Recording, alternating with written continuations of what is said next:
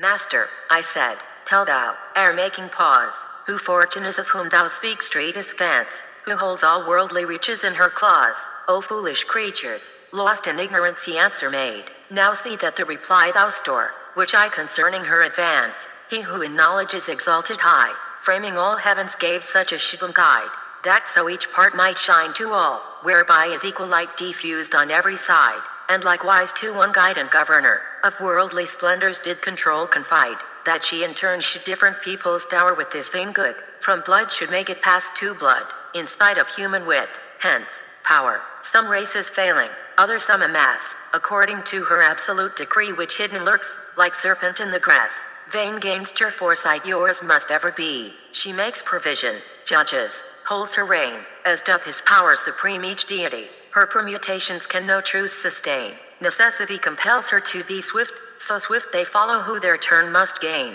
And this is she whom they so often lift upon the cross, who ought to yield her praise, and blame on her and scorn unjustly shift. But she is blessed nor hears what any says, with other primal creatures turns her sphere, jocund and glad, rejoicing in her ways. To greater woe now let us downward steer. The stars which rose when I began to guide are falling now, nor may we linger here. We crossed the circle to the other side, arriving where a boiling fountain fell into a brooklet by its stream supplied.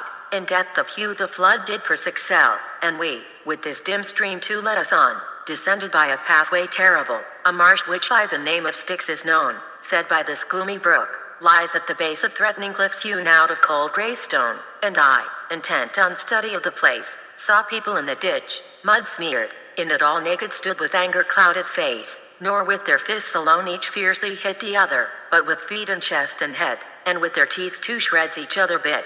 Son, now behold, the worthy master said, the souls of those whom anger made a prize, and, further, I would of thee certified that neath the water people utter sighs, and make the bubbles to the surface come, as thou mayst see by casting round thine eyes. Fixed in the mud they say, we lived in gloom in the sweet air made jocund by the day, nursing within us melancholy fume. In this black mud we now our gloom display, this hymn with gurgling throats they strive to sound, which they in speech unbroken fail to say, and thus about the loathsome pool we wound for a wide arc, between the dry and soft, with eyes on those who gulp the filth, turned round, at last we reached a tower that soared aloft,